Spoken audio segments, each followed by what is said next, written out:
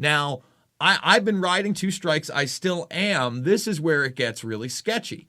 And who knows what happened here? I got no apology. I got no statement whatsoever. I was about to go live 2 Thursdays ago, so it's been a little over 2 weeks ago. And I get my red card, and they had removed it. And they said this time that it was for medical misinformation, but you may be surprised for what? Number one, this was a video on transhumanism. It was called The Agenda in Front of Us All. Had nothing to do with the boop boops. In fact, I showed 2 articles but said, we need to stop it here. We'll go over to another platform and talk about these 2 articles. Didn't mention anything. Now, they tried to hit me with this. And again, I didn't even talk about social distancing or self-isolation. But now YouTube does not allow content that explicitly disputes the efficacy of local health authorities or the World Health Organization and their guidance on social distancing and self-isolation that may lead people to act against that guidance. So if I tell people to go outside and hug one another, that may be against the rules now on YouTube. It's that crazy. So I said, it was funny. I was about to go live with Kara Castronova. I told people about my broadcast because they were hitting me up asking me what had happened. And I go, you know what? I said I was going to go to YouTube. I'm going to YouTube. I go, I'm going to find their offices. And I go, we're going to get there in the next week. And literally within 15 minutes of maybe me saying that, my channel and that video was back up. I don't know what happened. I have no idea what the powers that be or how that happened. But it just shows you, yeah, they are looking for us. And I'm trying to tread lightly because I understand that platform is so huge and we want to get the people with the cat videos. But at the same time, just like you, I'm moving people to these other ones, and we have 15,000 plus followers now over on Rokfin. So I really want to thank my audience for that. What platforms are you directing? Obviously, BitChute's something you've worked on for a very long time and have a good following there. Where do people find your work? BitChute's a good one. I'm pretty excited about Odysee these days. These guys are really, really ramping up things. They've just made live streaming possible for everybody. Anybody now can live stream on Odysee. I really think that's a huge game changer. That's a real major game changer right now. Is that out of beta? Can I live stream on Odysee now? You can live stream on Odysee right now, and it's out of beta. You don't even they automatically save the file. You don't have to do that anymore. They do it.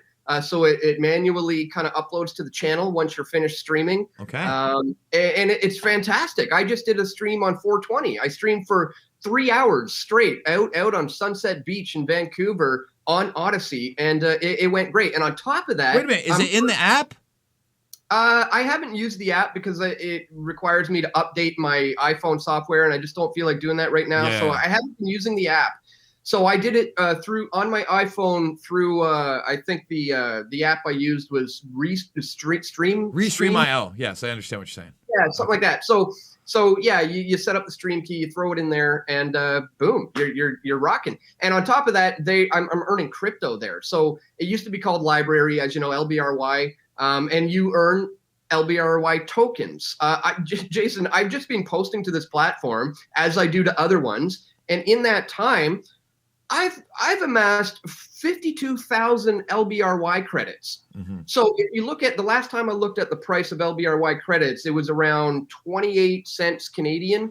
You multiply that by 52,000 of these bad boys, and that's around $15,000 Canadian sitting there, free money that I've earned in crypto from this platform. So yeah, I mean, that's getting me obviously rather excited about the platform. I'm earning crypto there. I'm now able to live stream. I've got 17,000 subscribers there now. It's starting to grow. So yeah, BitChute and Odysee are basically my 2 go-tos right now. But I also like Minds, and I like what the people at Float are doing. So I'm now on Rumble. I don't really understand it very much. I don't know what I'm doing there just yet. But Odysee and BitChute for now are my 2 main ones. Yeah, I'm also on Odysee, and I appreciate them backing up my entire channel of over 2,000 because, again, if I go, it goes. And obviously, I've only been on Rokfin for a year, so that only has a fraction of my videos. So props to the folks at Odysee. I'm very happy to hear that they're now, had I known that, we would have been live triple streaming to Odysee as well because obviously we couldn't put this one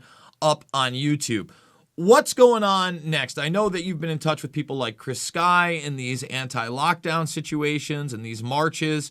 What do you think the next move is for the citizenry to try and fight this? And then what's your next move? Because as I've said to people that live there, it might be time to get out. I mean, these authoritarian measures are very scary and should not be taken lightly. Yeah.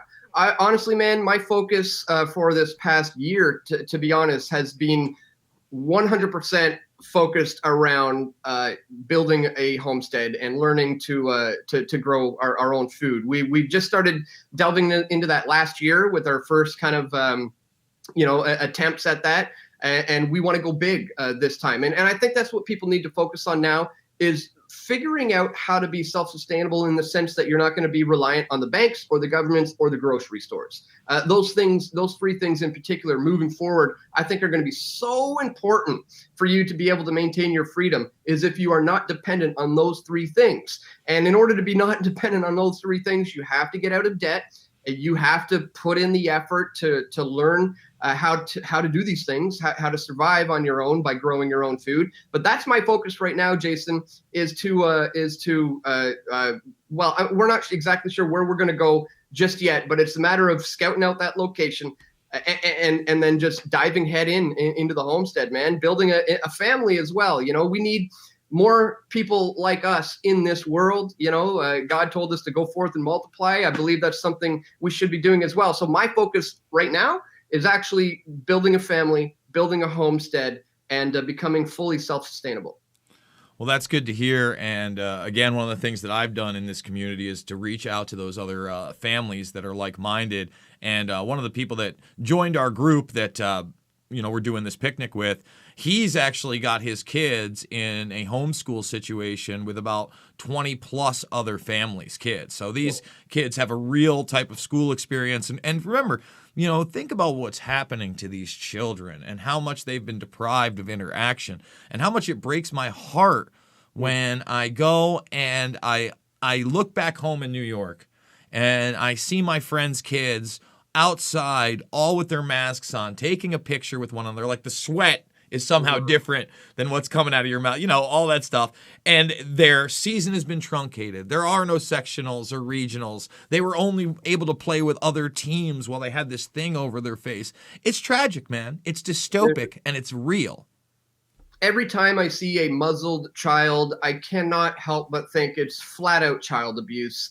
And I'm seeing it so much more now. It's becoming just everybody's doing this. They're clearly not doing their due diligence into this thing. Here in British Columbia, for example, up until about 2 weeks ago, not a single person under the age of 30 has died from this virus.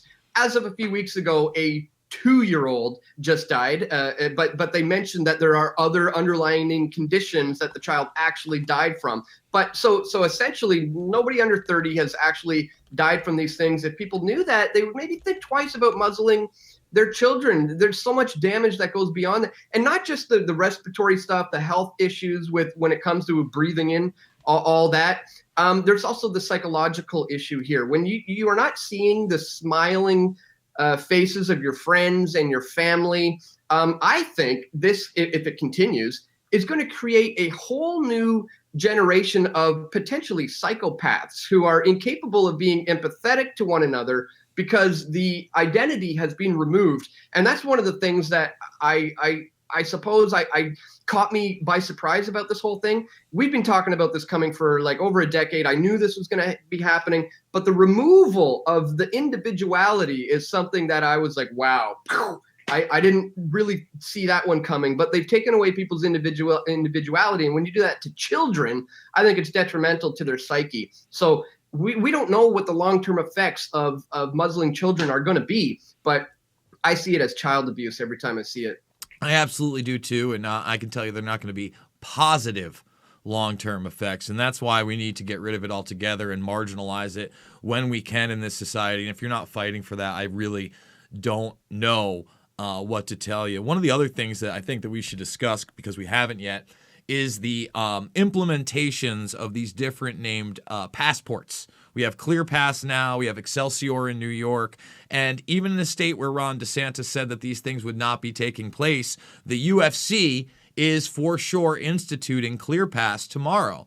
And this means either you're going to fill out a questionnaire and attempt to attend, or you will have that app on your phone. And this is madness that you should have to give any medical information whatsoever to attend a private event. This is not no shirt, no shoes, no service. This is your identification.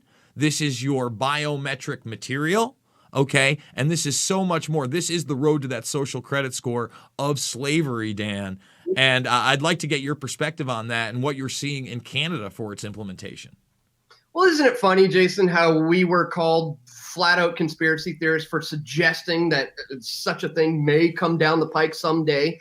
And it didn't take that long for it to become mainstream reality, that now it's just like, yeah, here it is, guys. Everything we've been warning about you is now real. It's happening.